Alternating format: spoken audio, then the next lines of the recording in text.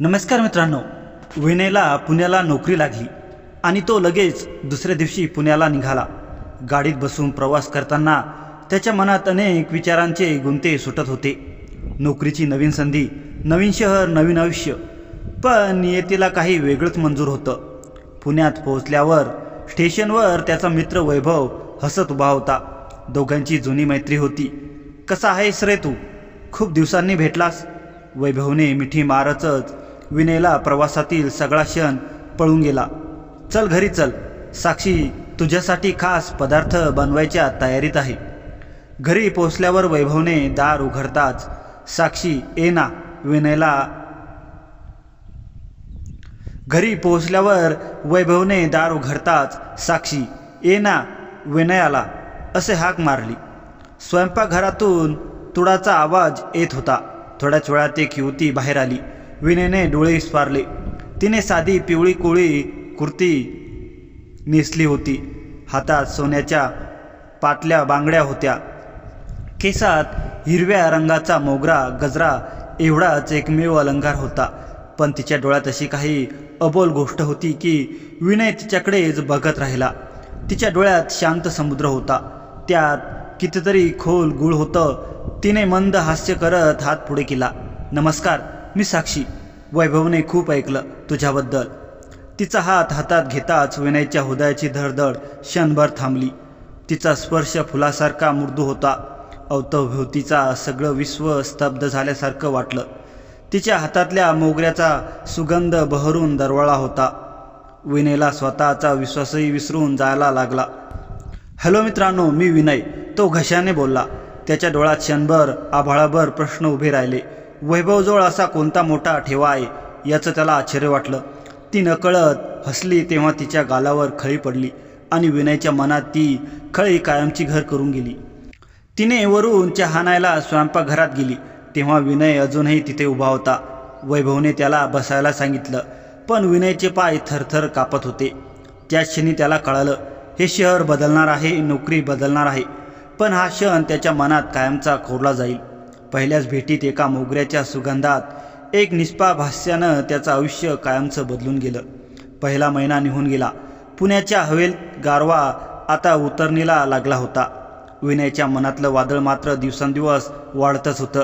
दररोज सकाळी वैभव ऑफिसला गेल्यावर विनय हळूच डोकावून बघायचा. ती कधी येईल पाण्याचा ग्लास घेऊन, कधी विचारेल चहा प्यायला. पण आज काहीतरी वेगळं होतं. दुपारचे 12:14 झाली होती. विनय आज कामावरून लवकर सुटला होता. कारण डोकं जड होतं आणि डोळ्यासमोर उन्हाचे लाल लाल ठिपके पडत होते. बाहेर आकाशात सूर्य आग ओकत होता. रस्त्यावरची डांबरी तप्त होऊन त्यातून धूर उठत असावा असा भास होता. पाण्याची बाटली संपली होती. घशात कोरड पडली होती. गाडीतून उतरताच विनयला असं वाटलं की जणू त्याच्या अंगावर उकळतं पाणी सांडलंय. त्याने झपाझप पायऱ्या चढल्या. दरवाजा उघडला आणि बॅग खुर्चीवर फेकताच तो सरळ बाथरूमच्या दिशेने वळाला. साक्षी साक्षी त्याने हाक मारली, पण घरात शांतता होती. फक्त किचनमधल्या घड्याळाचा टिकटिक आवाज आणि बाहेर झाडांच्या पानांची कुरकुर ऐकू येत होती. त्याला वाटलं साक्षी कदाचित बाजारात गेली असेल. काहीतरी सामान आणायचं असणार. घामाने भिजलेला शर्ट त्याला चिटकलेला होता.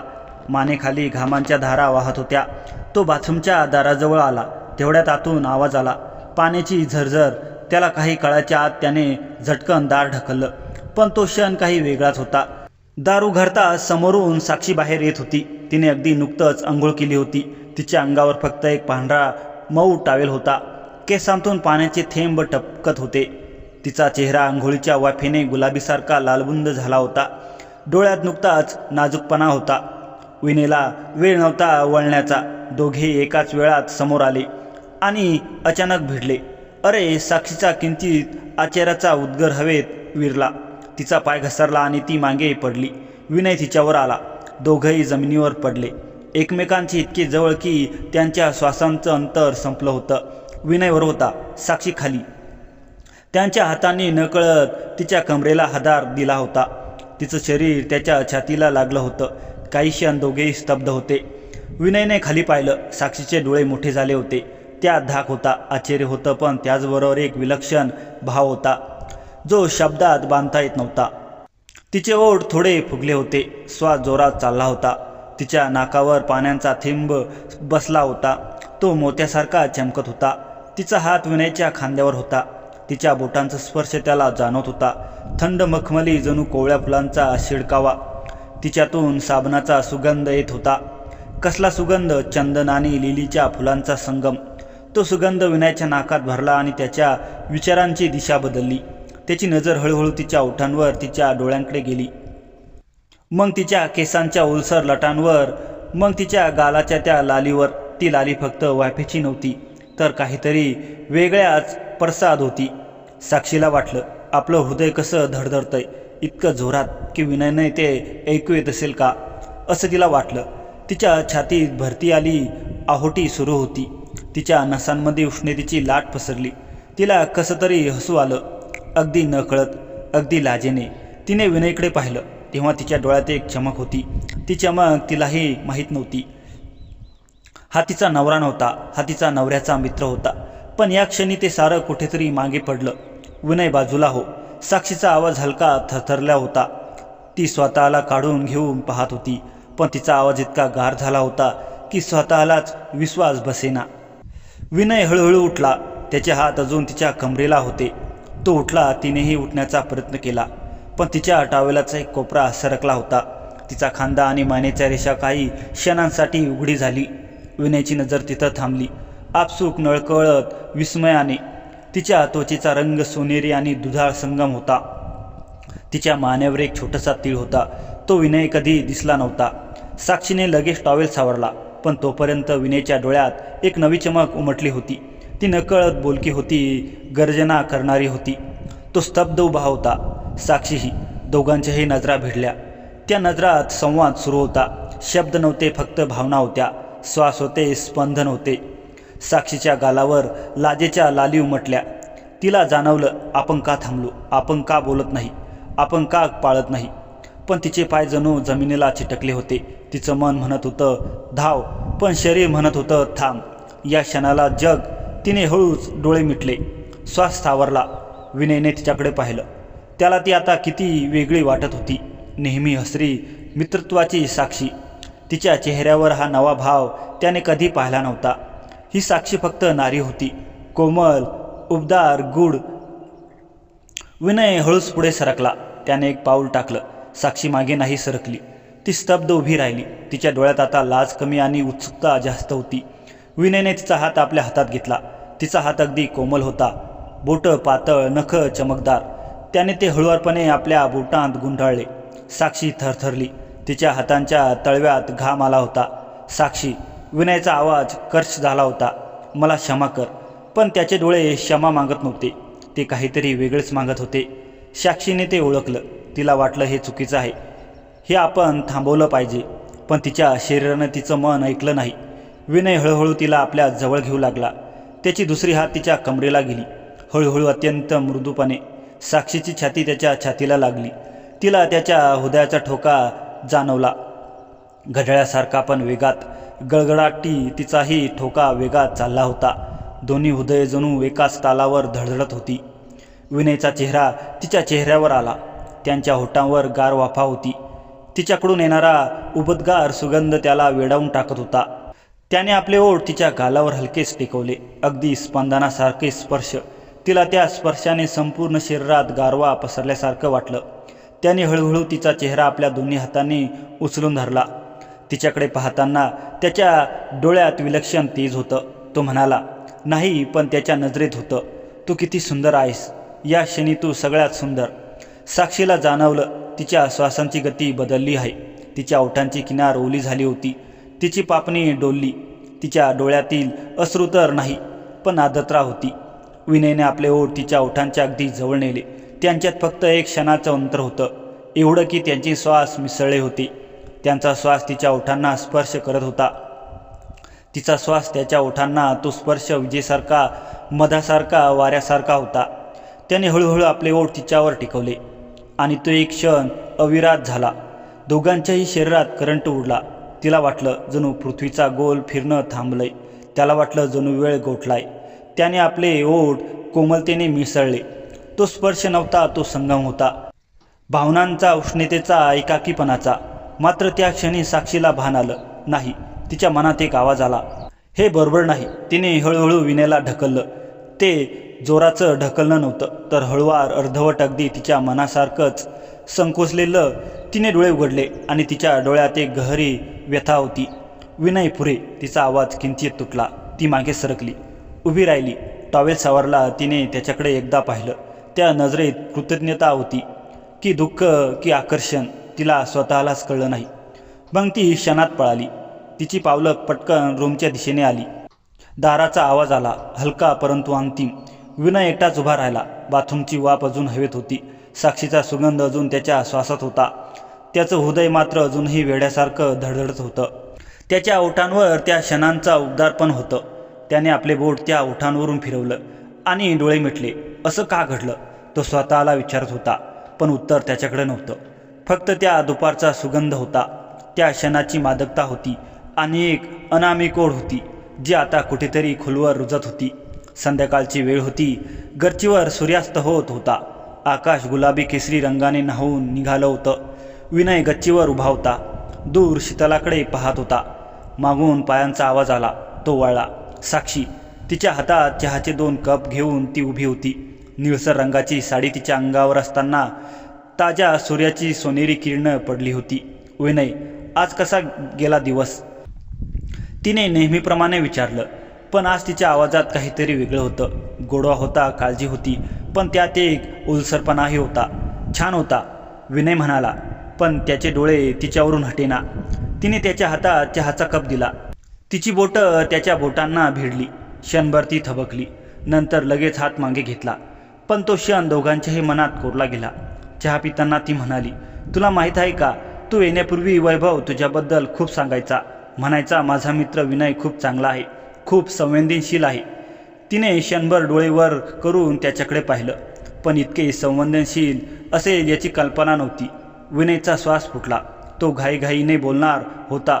तोच ती पुढे म्हणाली, आणि माहीत आहे, तू रोज संध्याकाळी परत येतोस तेव्हा दाराची चाबी लागते. मला तुझ्यासाठी चहा बनवायचा असतो. मी स्वतःला सांगते, हे बरोबर नाही, पण मन ऐकत नाही. वारा जोरात सुटला. तिच्या केसातला मोगरा हळूच खाली पडला. दोघे एकाच वेळी खाली वाकले. तो मोगरा उचलायला. त्यांचे डोळे जवळजवळ भिडले. विनयने तो मोगरा उचलला आणि हळूच तिच्या हातात ठेवला. साक्षी. विनयचा आवाज घुसमटलेला होता. मला माहिती आहे की हे चुकीचं आहे. तू माझ्या मित्राची बायको आहेस. पण रोज सकाळी उठल्यापासून मी संध्याकाळपर्यंत वाट पाहतो, तुला पाहण्यासाठी, तुझा आवाज ऐकण्यासाठी. तुझा तो मोगरा मी खिडकीतून बघतो तेव्हा वाटतं, हा मोगरा मीच तुझ्या केसात माझ्या हाताने माळावा. तिने डोळे भरून त्याच्याकडे पाहिलं. तिच्या डोळ्यात पाणी होतं. विनय, आपण असं करू शकत नाही, माहिती आहे. विनय हळूच तिचा हात हातात घेत म्हणाला, पण तू सांग, हे मन का थांबत नाही? तुझं मन का थांबतंय? तिने उत्तर दिलं नाही. पण तिने हात मागे घेतला नाही. सूर्य माळवला गेला होता. आकाश गडद निळं झालं होतं. गच्चीवर फक्त ते दोघेच होते. 2 एकटी माणसं, एका चुकीच्या वेळी एकमेकांच्या भेटीला. पण या भेटीतून परत परत फिरणं अशक्य होतं. तिने हळूच हात सोडवला आणि म्हणाली, उद्यापासून मी चहा आणणार नाही, बरं आहे ना? विनय काही बोलला नाही, फक्त तिच्याकडे बघत राहिला. ती खाली उतरताना तिची पावलं जड झाली होती. ती गेल्यावर विनयने तिच्या केसांतून पडलेला मोगरा उचलला. तो हातात घेऊन तो तिथेच बराच वेळ उभा राहिला. आता फक्त मोगरा आणि तिच्या डोळ्यातील पाणी एवढंच उरलं होतं त्याच्याकडे. पुढच्या दिवशी विनयच्या आयुष्यातील सर्वात लांबलचक दिवस होता. ऑफिसमध्ये त्याचं लक्ष कशातच लागेना. कधी मॉनिटरकडे बघे, कधी खिडकीकडे. बाहेर पण त्याला दिसत होता फक्त साक्षीचा चेहरा. दर 5 मिनिटांनी त्याचा फोन हातात घे. साक्षीचा मेसेज पुन्हा वाचावा म्हणून तो मेसेज त्याने किमान 50 वेळा वाचला असावा. विनय, मला तुझ्याशी एकट्यात बोलायचं आहे. हे महत्त्वाचं आहे. कृपया आज संध्याकाळी 6 वाजता FC रोडवर जिमखाना मैदानाजवळ वैभवला काहीच सांगू नको. हे काय असू शकतं? ती मला दूर जाण्यासाठी बोलवणार आहे का? की त्याचं मन अनेक तर्क लढवत होतं. कधी त्याला वाटे की त्याला सांगेन. तिलाही तेच हो होतं का जे त्याला वाटतं? कधी वाटते की त्याला म्हणेल की मी हे सगळं थांबवलं पाहिजे. पण त्याच्या हातात थरकाप कमी होईना. घामाने त्याचा शर्ट भिजला होता. 5 वाजता त्याने ऑफिस सोडलं. तासभर आधीच त्याला तिथे लवकर जायचं होतं. जागा नीट बघून घ्यायची होती. श्वास स्थिर करायचा होता. कॅबमध्ये बसल्यावर त्याच्या मनात विचारांचं चक्र सुरू झालं. ती साडी नेसली असेल का? पिवळी केसात मोगरा असेल का? तिचे डोळे कसे दिसतील? एफसी रोडवर पोहोचल्यावर त्याने जिमखाना मैदानाजवळ एक जागा शोधून काढली. अजून 15 मिनिटे होती. हातात घाम येत होता. त्याने पाण्याची बाटली विकत घेतली. घसा सुकला होता. अचानक त्याला मागून येणारा पावलांचा आवाज ऐकू आला. तो वळला. ती उभी होती. निळसर रंगाची साडी, हातात छोटीशी पर्स, केसात मोगरा. पण तिचा चेहरा पाहून विनयचा श्वास अडकला. तिचे डोळे भरून आले होते. पोट तरत होतं. ती अस्वस्थ दिसत होती. पण तिच्या तोंडावर एक विचित्र निश्चय होता. विनय, ती हळू आवाजात म्हणाली. एवढंच त्या एका शब्दात सगळं विश्व सामावलं होतं. विनय उभा राहिला. साक्षी, काय झालं? का बोलवलंस? ती जवळ आली. त्याच्यापासून 2 फूट अंतरावर थांबली. चल, थोडं पुढे जाऊया. इथे खूप गर्दी आहे. दोघं मैदानाच्या बाजूने चालू लागली. संध्याकाळची वेळ होती. मैदानावर मुलं फुटबॉल खेळत होती. दूरवर सूर्य मावळला चालला होता. विनयच्या मनात हजारो प्रश्न होते, पण तो काही बोलू शकेना. तिच्याजवळ चालण्याचा, तिच्या अस्तित्वाचा अनुभव घेण्याचा तो क्षण तो मनोमन आनंद लुटत होता. एका मोठ्या वडाच्या झाडाखाली ती थांबली. तिने विनयकडे पाहिलं. गेला महिना माझ्या आयुष्यातील सर्वात विचित्र महिना होता. तू आलास आणि माझं सगळं आयुष्य कोलमडून गेलं. साक्षी, मला माहीत आहे. थांब प्लीज, मला सांगू दे. तिने त्याचं बोलणं कापलं. तिचा आवाज थरथरत होता. मी वैभवशी लग्न केलं तेव्हा वाटत होतं हा माझा जोडीदार आहे, हाच माझा संसार आहे. पण तू आलास आणि मला कळालं की मी किती एकटी आहे. तुझ्याशी बोलताना, तुझ्यासाठी चहा बनवताना, तुला पाहताना मला वाटतं हेच तर मला होतं. कोणीतरी जो माझं ऐकेल, मला समजून घेईन, माझ्याकडे खरोखर पाहीन. तिच्या डोळ्यात अश्रू वाहू लागले. विनय पुढे सरकला तिला सावरण्यासाठी. नको, मला पूर्ण बोलू दे. तिने हातानेच त्याला थांबवलं. आज सकाळी वैभव गेल्यावर मी खूप वेळ विचार केला की मी स्वतःला विचारलं, नेमकं काय हवंय? मी तुला का बोलवलं इथे? तिने खोल श्वास घेतला. विनयचं हृदय जोराने धडधडत होतं. विनय, मी तुझ्यावर प्रेम करू लागले. हे चुकीचं आहे, हे मला माहीत आहे. तू माझ्या नवऱ्याचा सर्वात जवळचा मित्र आहेस, पण माझं मन थांबत नाही. दररोज सकाळी उठल्यापासून मी तुझी वाट बघते. तू येशील, मला पाहशील, माझ्याशी बोलशील. तुझा आवाज ऐकल्याशिवाय माझा दिवस सुरू होत नाही. विनय स्तब्ध होऊन तिच्याकडे बघत होता. तो स्वप्नात तर नव्हता ना? हे खरं होतंय? साक्षी, मी सुद्धा. त्याचा आवाज घुसमटला. मी तुझ्याशिवाय दुसरं काही विचार करू शकत नाही. तू माझ्या डोळ्यासमोर असतेस प्रत्यक्षात, पण आपण काय करणार? वैभव, तो माझा मित्र आहे, मला माहीत आहे. तिने डोळे पुसले. म्हणूनच मला तुला भेटायचं होतं. मला सांगायचं होतं की मी हे प्रेम माझ्या मनात जपेन. तुला दूर जाताना पाहणं मला सहन होणार नाही. पण आपण एकमेकांच्या जवळ येऊ शकत नाही. हे अंतर ठेवावं लागेल. ती वळून जायला लागली, पण विनयने तिचा हात हातात घेतला. तिला थांबवलं.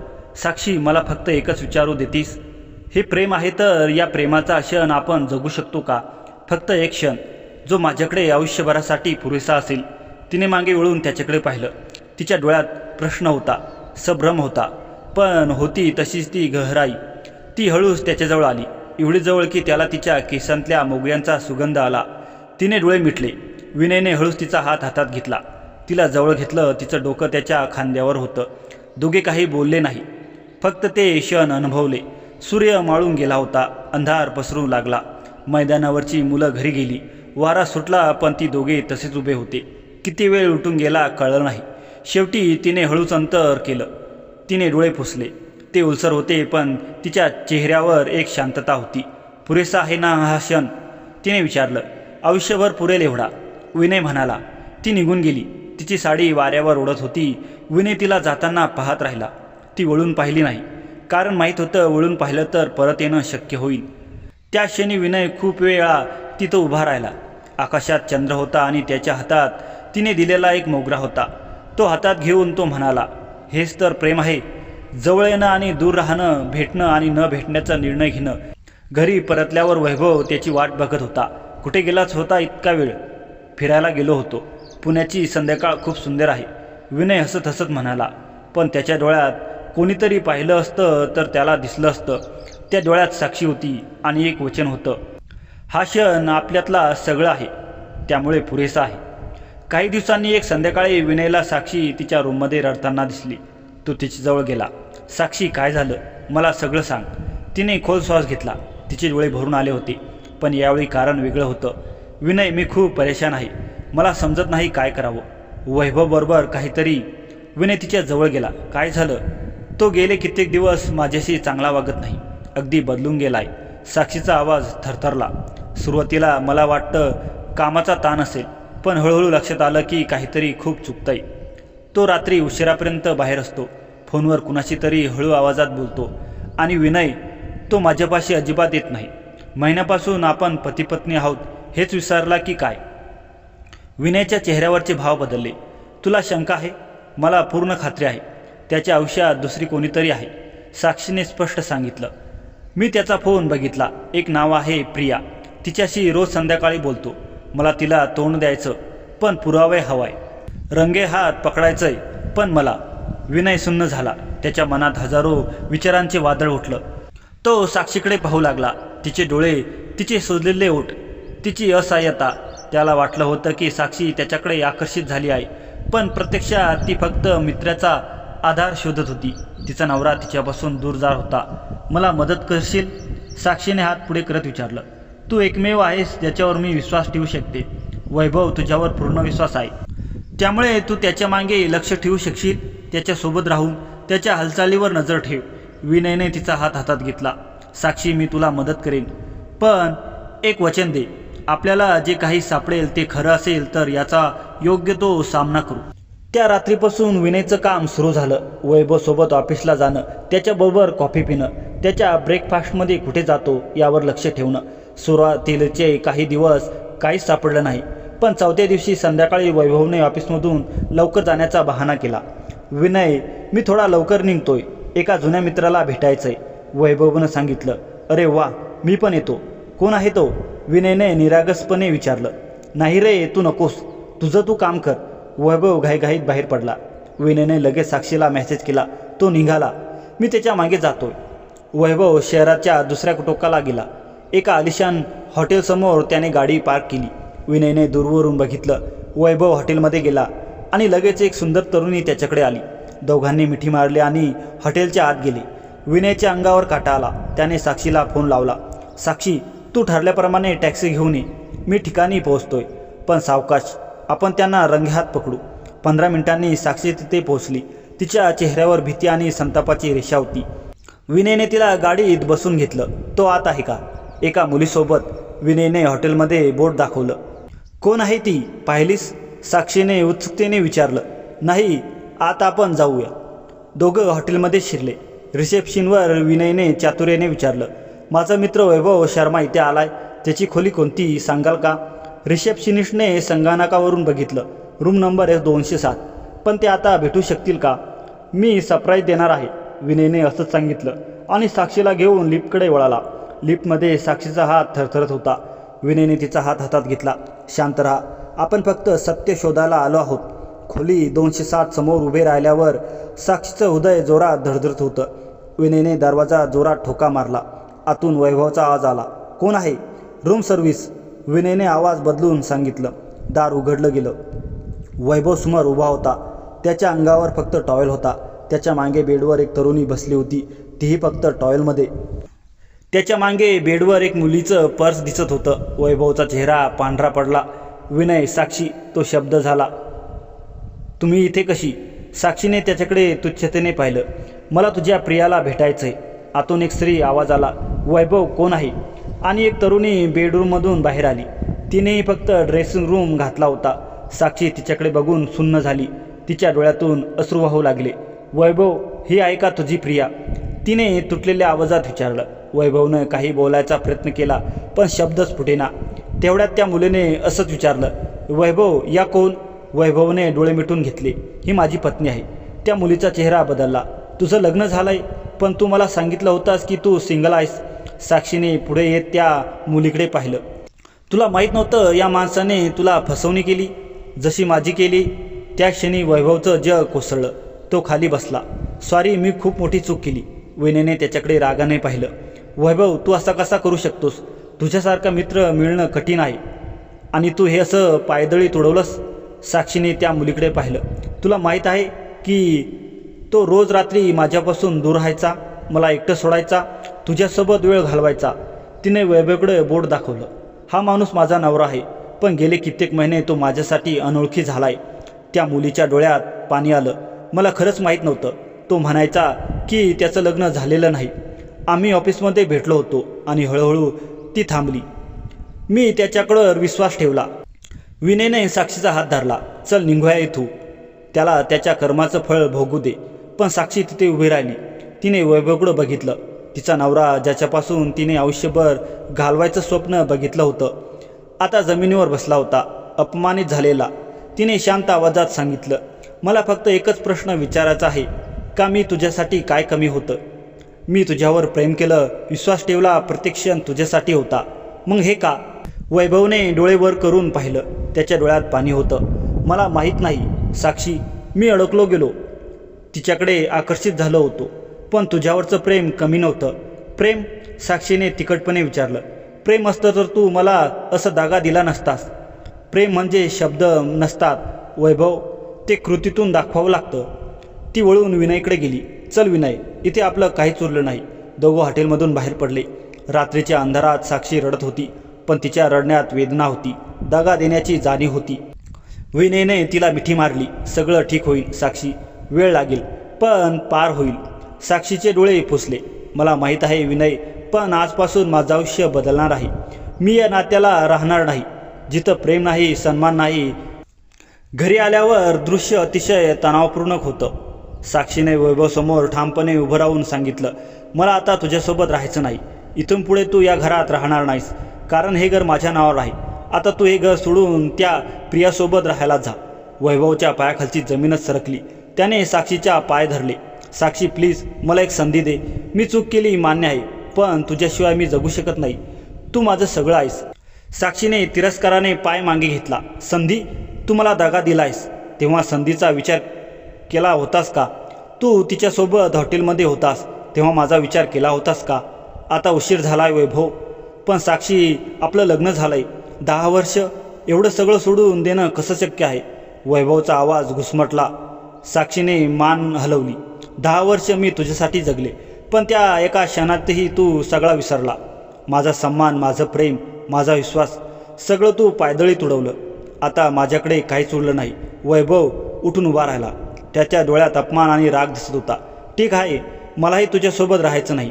आजपासून तू मला भेटायचा प्रयत्न करू नकोस, कारण मी आता प्रियासोबत लग्न करणार आहे. हे ऐकून साक्षी सुन्न झाली. तिने अपेक्षा केली नव्हती की वैभव एवढा सहजतेने तिला सोडून देईल, पण तिने आपला आत्मसन्मान ढासळू दिला नाही. ती स्थिर उभी राहिली. वैभवने काही सामान गोळा केले आणि दाराबाहेर पडताना म्हणाला, तुझा निर्णय बदलेल, पण जेव्हा मी परत येणार नाही. दार बंद झालं. त्या आवाजाने साक्षीच्या उदयाचा ठोका चुकला.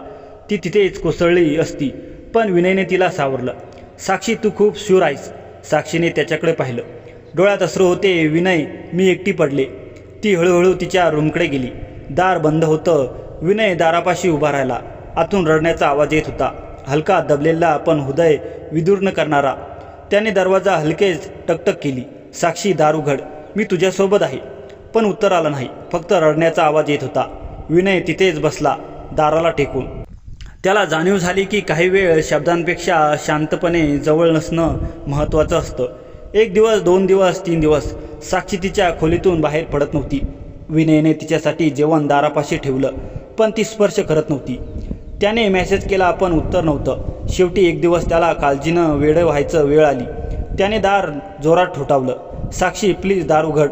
मी तुझ्यासाठी चहा आणलाय, तुझा आवडता मसाला चहा. आठवतंय तुला? म्हणायचीस की या चहामुळे सगळं दुखणं विसरून जाते. काही क्षण शांतता, मग दार हळूच उघडलं. साक्षी समोर उभी होती. डोळे सुजले होते, चेहरा पांढरा पडला होता, तरी तिच्या एक वेगळं तेज होतं. तिने चहाचा कप हातात घेतला. बस इकडे, ती म्हणाली आणि पहिल्यांदाच त्याला खोलीत येऊ दिलं. तो क्षण होता बदलायचा. हळूहळू साक्षी नॉर्मल होऊ लागली. ती बाहेर येऊ लागली, विनयशी बोलू लागली, एकत्र वेळ घालू लागली. सुरुवातीला फक्त औपचारिक गप्पा, हसणं, पण जुन्या आठवणी. एके दिवशी संध्याकाळी दोघं बाल्कनीत उभे होते. सूर्यास्त होत होता. आकाश केसरी गुलाबी रंगून गेलं होतं. साक्षी बाल्कनीच्या रिंगणात हात लावून दूर शीतलाकडे पाहत होती. विनय तिच्या शेजारी उभा होता. वारेची एक हलकी झुळूक आली आणि साक्षीच्या केसांचा पट्टा उडून तिच्या चेहऱ्यावर आला. तिने हाताने तो बाजूला केला. तो क्षण विनयच्या डोळ्यात कैद झाला. काय बघतोस? साक्षीने विस्तव विचारलं. तुला माहीत आहे साक्षी, विनयने सरळ उत्तर दिलं. मी तुझ्या आयुष्यात पहिल्यांदा बघतोय एखादी स्त्री इतक्या वेदनेतून इतकी सुंदर कशी दिसू शकते. साक्षी थोडीशी खाली नजर झाली. विनय, असं बोलू नकोस. का बोलू नये? खरं तर आहे ना. विनयने तिच्याकडे बघितलं. मला माहीत आहे तू अजूनही भरून आली आहेस, पण मी तुझ्यासाठी आहे. नेहमी त्या रात्रीपासून त्यांच्यातलं नातं बदललं. एक दिवस विनय तिला फूल द्यायला गेला. तिची आवडती गुलाब. हे कशासाठी? साक्षीने आश्चर्याने विचारलं. तू हसलीस म्हणून, विनय म्हणाला. आज तू खूप दिवसांनी खरंच हसलीस. एका संध्याकाळी पाऊस सुरू झाला. साक्षी बाल्कनीत उभी होती, पाऊस पाहत होती. विनय तिच्याजवळ आला. त्याने तिला एक कप कॉफी दिली. थंड वाटते का? त्याने विचारलं. साक्षीने मान हलवली. मग विनयने तिच्या खांद्यावर स्वतःचं जॅकेट टाकलं. तिने त्याच्याकडे पाहिलं. डोळ्यात कृतज्ञता होती. विनय, तू माझ्यासाठी एवढं का करतोस? विनय शांत राहिला. मग हळूच म्हणाला, कारण मी तुझ्यावर प्रेम करतो. कदाचित खूप दिवसांपासून, पण तू माझ्या मित्राची पत्नी होतीस म्हणून मी ते दडपलं. आता तू मुक्त आहेस आणि मी तुला सांगू शकतो. साक्षीच्या डोळ्यातून अश्रू आले, पण यावेळी वेदनेचे नव्हते, ते कृतज्ञतेचे होते, स्वीकाराचे होते. तिने हळूच त्याचा हात हातात घेतला. मला वेळ देशील का? तिने विचारलं. तुझ्यासाठी संपूर्ण आयुष्य, विनय म्हणाला. त्या रात्रीपासून त्यांच्या भेटीत एक नवीन मिठास आली. एकत्र चित्रपट बघणं, एकत्र स्वयंपाक करणं, एकत्र चहा पिणं, सगळं छोटंसं वाटणारं, पण त्यात एक वेगळीच गोडी होती. एके दिवशी साक्षी स्वयंपाकघरात काहीतरी बनवत होती. विनय मागून आला आणि म्हणाला, काय बनवतेस? साक्षीने वळून पाहिलं. दोघांच्या नजरा भेटल्या. तो शांत क्षण होता. विनयने हळूच तिचा हात हातात घेतला. साक्षीने डोळे मिटून घेतले. तिच्या चेहऱ्यावर समाधान होतं. तिला वाटलं कदाचित नियतीने हेच घडून आणायचं ठरवलं असेल. वेदनेतून जन्मलेलं हे नातं, पण यात प्रेम होतं, विश्वास होता आणि सगळ्यात महत्त्वाचं म्हणजे एकमेकांसाठी असणारी भावना होती. बाल्कनीत उभे असताना विनयने विचारलं, साक्षी, आयुष्यात पुन्हा एकदा सुरू करायचं का? साक्षीने त्याच्याकडे पाहिलं. डोळ्यात विश्वास होता, आशा होती, प्रेम होतं. ती फक्त हसली, पण ते हसणं पुरेसं होतं. विनयने तिचा हात हातात घेतला. दोघं दूर शीतलाकडे पाहत राहिले. नव्या सुरुवातीच्या प्रेमासोबत नंतर काही दिवसांनी विनय आणि साक्षीने लग्न केलं. साध्या पद्धतीने, फारशी दिखाऊ न करता, फक्त काही जवळच्या मित्रांच्या उपस्थितीत. त्या दिवशी साक्षी लाल साडीत इतकी सुंदर दिसत होती की विनय तिच्याकडे पाहून थक्क झाला. तिच्या हातात मेहंदी होती. त्या मेहंदीच्या रंगासारखीच तिच्या गालावर लाजलेली लाली होती. लग्नाची रात्र होती. खोलीत केवड्याचा सुगंध दरवळत होता. निळसर दिव्यांचा मंद प्रकाशात साक्षी पलंगावर बसली होती. तिचं मन धडधडत होतं. ती पहिली रात्र होती एका नव्या आयुष्याची. मात्र यावेळी ती खऱ्या अर्थाने तिची स्वतःची होती. विनय हळूच आत आला. त्याने दार लावलं आणि काही क्षण तिथेच थांबला. तो साक्षीकडे पाहत होता. तिच्या केसांवर पडलेल्या दिव्यांचा प्रकाश, तिच्या डोळ्यातील चमक, तिच्या ओठावरचं हलकंसं हसू. त्यांचं हृदय जोरात धडधडू लागलं. तो हळू तिच्या जवळ गेला. तिच्या शेजारी बसला. काहीशी दोघं शांत होते. फक्त त्यांच्या श्वासांचा आवाज होता आणि खिडकीबाहेर रात्रीची शांतता. विनयने हलकेच तिचा हात हातात घेतला. तिचा हात थरथरत होता. त्याने तिच्या हाताच्या बोटांवर बोटं फिरवली. तिच्या हातावर अंगठ्याने हलकं वर्तुळ काढलं. तिने डोळे वर करून त्याच्याकडे पाहिलं. त्या नजरेत भीती होती, पण त्यापेक्षा जास्त विश्वास होता. साक्षी, विनयने हळू आवाजात तिला हाक मारली. त्यांचा आवाज इतका गोड होता की तिला वाटलं जणू काही संगीतच तिचं नाव घेतंय.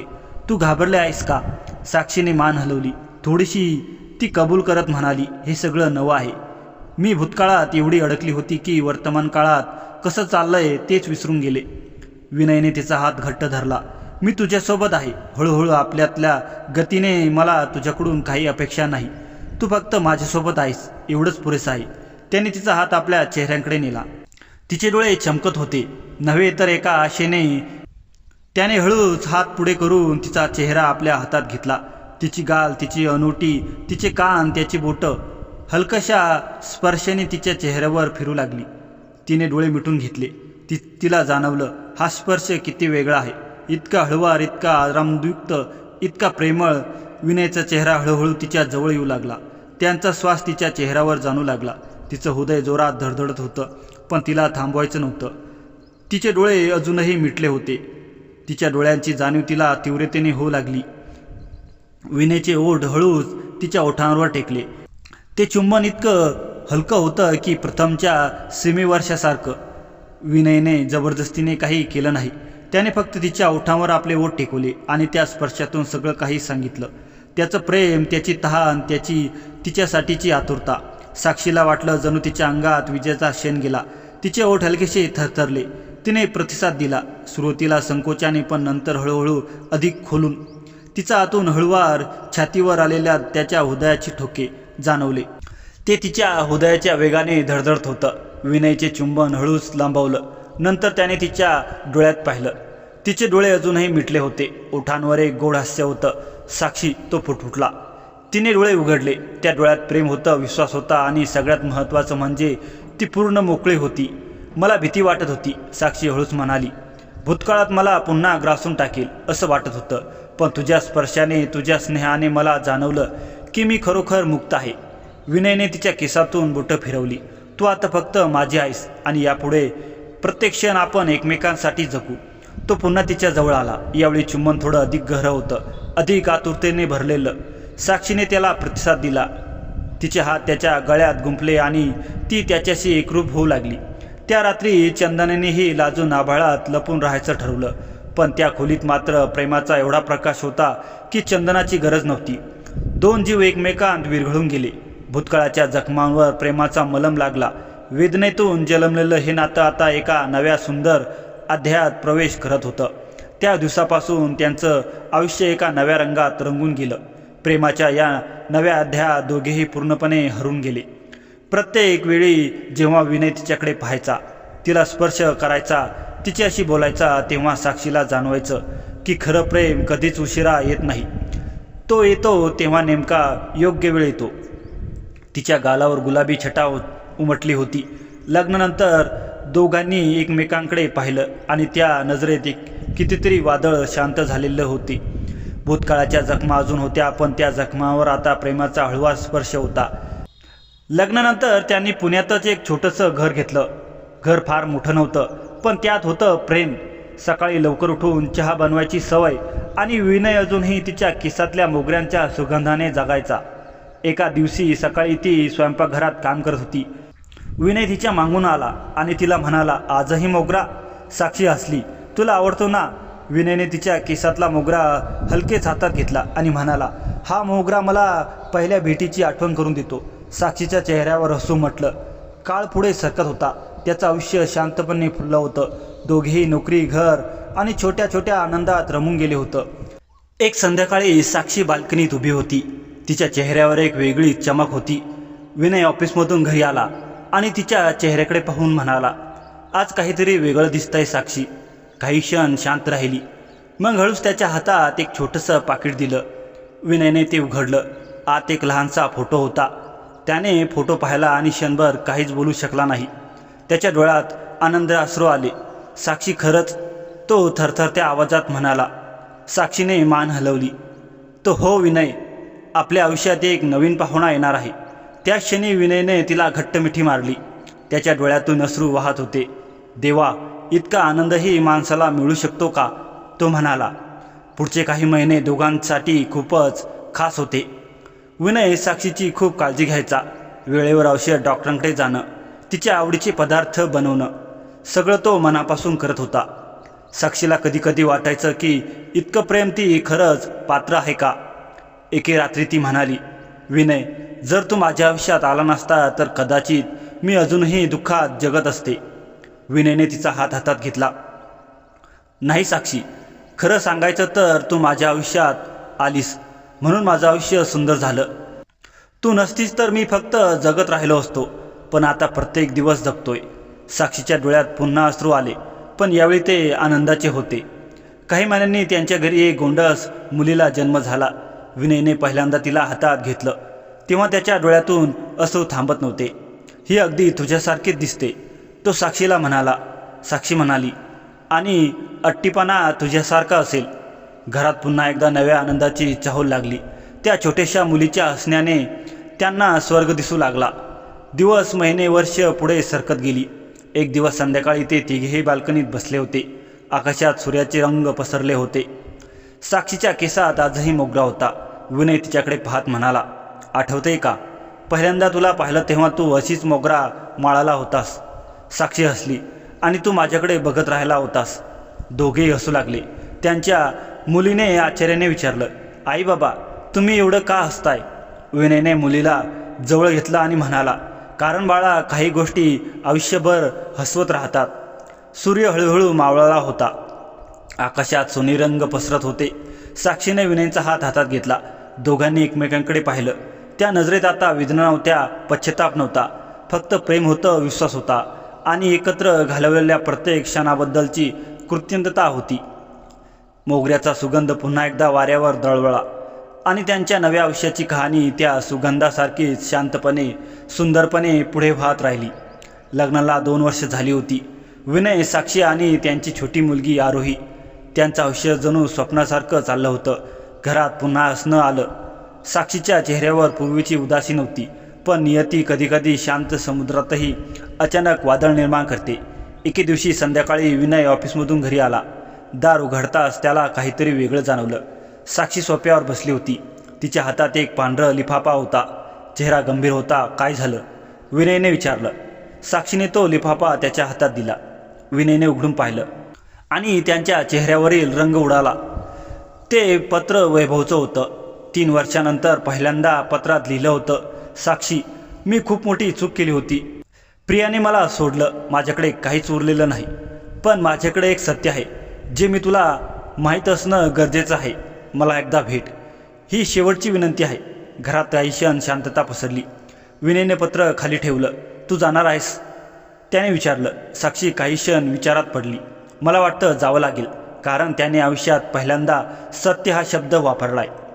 दुसऱ्या दिवशी साक्षी आणि विनय दोघेही त्या ठिकाणी गेले. शहराबाहेरच्या एका जुन्या कॅफेमध्ये वैभव त्याची वाट पाहत बसला होता. त्याला पाहून दोघेही थबकले. तो खूप बदललेला होता. चेहऱ्यावर थकवा होता, डोळ्यात पश्चाताप होता. वैभवने त्याच्याकडे पाहिलं आणि हळू आवाजात म्हणाला, धन्यवाद आलात म्हणून. काय सत्य आहे? साक्षीने थेट विचारलं. वैभवने काही क्षण डोळे मिटले, मग म्हणाला, आरोही. त्या नावाने विनय आणि साक्षी दोघेही दचकले. आरोहीबद्दल काय? विनयचा आवाज कठोर झाला. वैभवच्या डोळ्यात पाणी आलं. आरोही माझी मुलगी नाही हे मला माहीत आहे, पण ती माझ्या आयुष्याचा सर्वात मोठा आनंद होती, कारण ती मला नेहमी आठवण करून द्यायची की मी काय गमावलंय. साक्षीने कपाळावर आढ्या घातल्या. मुद्द्याचं बोल. वैभवने टेबलवर एक फाईल ठेवली. तुमच्या लग्नानंतर काही महिन्यांनी माझा एक अपघात झाला होता. त्या अपघातात मला गंभीर दुखापत झाली. डॉक्टरांनी मला सांगितलं होतं की मी कधीच वडील होऊ शकणार नाही. म्हणूनच मी तुझ्यापासून दूर जाऊ लागलो होतो. मला वाटायचं की तू माझ्यासोबत आयुष्यभर दुःखी राहशील. मी चुकीच्या लोकांमध्ये आधार शोधला आणि सगळं नष्ट केलं. साक्षी स्तब्ध झाली. हे सत्य तिला कधीच माहीत नव्हतं. पण वैभव पुढे म्हणाला, मी हे सांगण्यासाठी नाही बोलवलं. मी बोलवलं कारण काही दिवसापूर्वी माझ्या हातात एक जुना मेडिकल रिपोर्ट आला आणि त्यात एक भयंकर चूक समोर आली. विनय आणि साक्षी दोघेही त्यांच्याकडे पाहू लागले. वैभवचा आवाज थरथरत होता. तो रिपोर्ट माझा नव्हताच. हॉस्पिटलने दुसऱ्याच्या व्यक्तीचा रिपोर्ट मला दिला होता. मी ज्या गोष्टीला सत्य समजत होतो ती खोटी होती.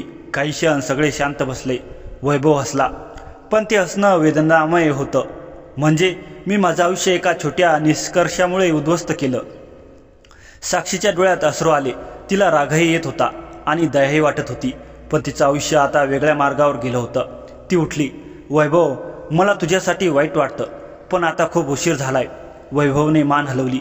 माहीत आहे, मी तुम्हाला परत मिळवण्यासाठी नाही बोलवलं, फक्त सत्य सांगण्यासाठी. त्या रात्री घरी परतल्यावर साक्षी खूप शांत होती. बाल्कनीत उभी राहून ती आकाशाकडे पाहत होती. विनय तिच्या मागे आला. काय विचार करतेस? तो म्हणाला. साक्षी त्याच्याकडे वळाली. तिच्या डोळ्यात ओल होती. कधी कधी वाटतं आयुष्य किती विचित्र असतं. जर ती चूक झाली नसती तर कदाचित आज सगळं वेगळं असतं. विनय काही क्षण शांत राहिला. मग तिचा हात हातात घेत म्हणाला, कदाचित, पण एक गोष्ट बदलली नसती. कोणती? साक्षीने विचारलं. विनय हसला. मी तुला पाहिलं नसतं आणि तरीही तुझ्यावर प्रेम केलं असतं. साक्षीच्या ओठांवर हसू आलं. तिने माझ्या खांद्यावर डोकं ठेवून उभी राहिली. दूरवर पाऊस सुरू झाला. मोगऱ्याचा सुगंध वाऱ्यावर दरवळत होता. पण त्याच्या कल्पनाही नव्हती की वैभवने सांगितलं सत्य ही फक्त सुरुवात होती, कारण त्या फाईलमध्ये अजून एक कागद होता जो वैभवने त्याला दाखवला होता. आणि तो कागद त्यांच्या आयुष्यात पुन्हा एकदा पूर्णपणे बदलून टाकणारा होता. त्या रात्री विनय झोपला होता, पण साक्षीच्या डोळ्यांना झोप नव्हती. बाल्कनीत बसून ती वैभवच्या शब्दांचा विचार करत होती. तिच्या मनात एक प्रश्न घोळत होता, तो दुसरा कागद कोणता होता? वैभवने तो काढायला विसरला. दुसऱ्या दिवशी सकाळी अचानक विनयच्या फोनवर एक मेसेज आला. तो वैभवचाच होता. मला भेट. सकाळीच वेळ खूप कमी आहे. विनय काही क्षण स्क्रीनकडे पाहत राहिला.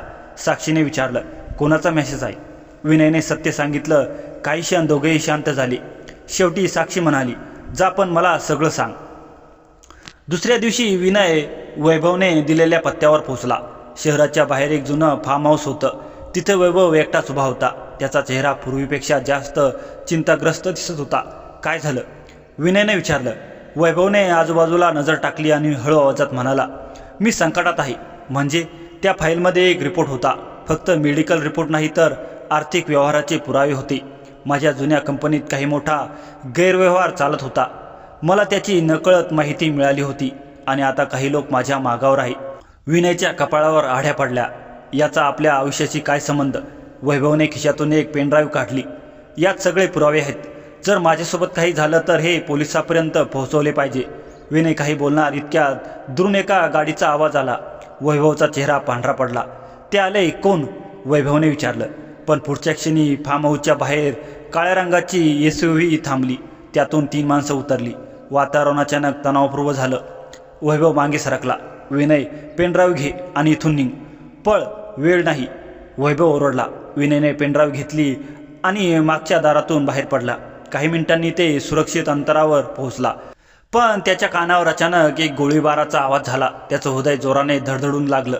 तो मागे वळला, पण तिथेपर्यंत जाणं धोकादायक होतं. संध्याकाळी तो घरी पोहोचला. साक्षी दारातच उभी होती. काय झालं? तिने घाबरून विचारलं. विनयने तिला सगळं सांगितलं. ऐकून साक्षीच्या चेहऱ्यावर भीती उमटली. वैभव, ती हळू आवाजात म्हणाली. विनयने मान खाली घातली. माहीत नाही, त्या रात्री दोघांची झोप लागली नाही.